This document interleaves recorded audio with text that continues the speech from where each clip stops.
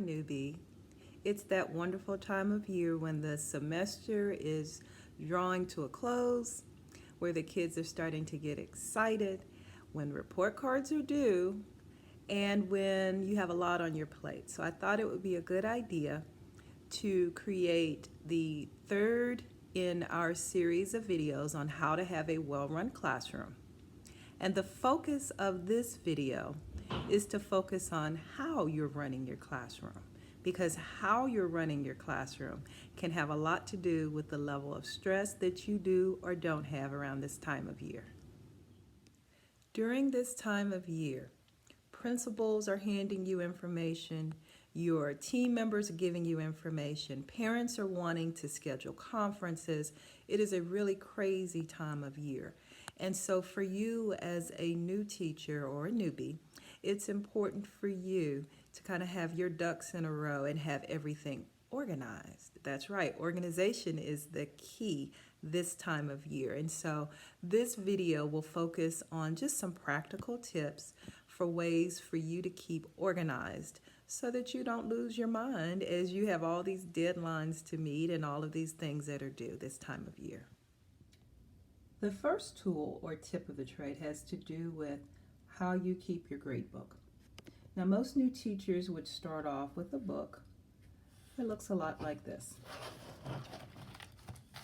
Usually in these books, there's a little bit of space for you to enter your student names, of course, a little bit of space for you to put your dates, but not a whole lot of information, for anything else as far as your standards, maybe a little short description of the standards and that kind of thing. So if all you end up with at the end of the semester is a book with lots of names and lots of grades, but no information on the specific standards, the specific tasks that they were working on, grades will be a nightmare for you.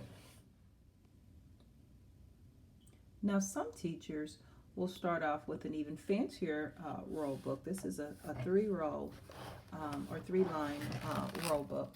And something like this, as far as organizing your grades, you can put in, of course, the names of your students, and there's space for you to put in your dates, but there's not a lot of space for you to put much other information. Barely enough room to put maybe your standards and that kind of thing, but not enough space to put anything else as far as a description of the standard, etc. What this means is that when it comes to report card time, you won't have enough information here to be able to describe the different grades that you're inputting. And so grading time would tend to be very tedious because you'll have to recall all of that information. Now, by switching to an electronic format, you have more than enough space for your standard, for a description of the standard, for the date that the assignment was given, as well as for information maybe if you want to type in the type of task or assignment, whether it was a test or quiz. There's also space, of course, for your individual grade, and it also gives you the benefit of being able to track, of course, the cumulative average for that particular standard, which really helps you in being able to tell if you need to reteach that standard or if you're able to move on to another standard. Now, if the inbox for your grade recorder happens to look like this, it's a sign that you're trying to grade too many different papers and need to streamline. Another easy tool to help keep yourself organized during the school year is to get yourself a teacher binder. Now, for this purpose, any 3-ring binder can be used. Just make sure that it's durable and that it will hold up all year long. I like to add a spiral notebook in there so that you have plenty of space for all of the meetings, to take notes throughout the school year.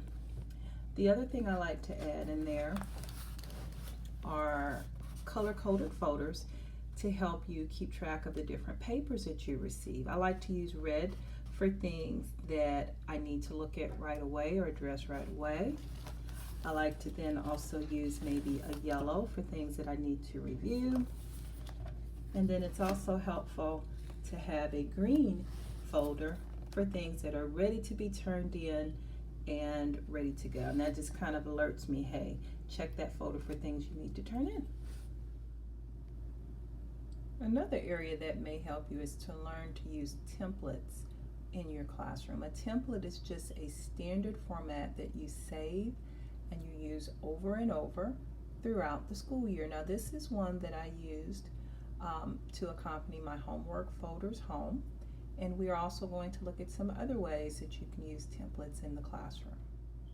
You can also use a template for your welcome letters in the beginning of the year or for homework during the year. You can even use templates to help you with your centers or with directing children on things that they can do after instruction has occurred. Templates are just a great way to help save time in the classroom because you use them over and over and over again. All right, newbie, that does it for now. I hope that these tips have been helpful for you and are practical tips that you can implement right away. We are hoping that this last segment in our series on how to have a well-run classroom helped you in terms of specific suggestions you could use right away to be a little bit better organized and just have things flow a little bit better in your classroom. If you need additional information, then feel free to take a look at our newest publication called Newbie. It's available for sale on our website at newbie101.org, and it's available in a traditional printed format as well as a electronic PDF format, whichever is more convenient for you. So thanks again, and here's to having a well-run classroom.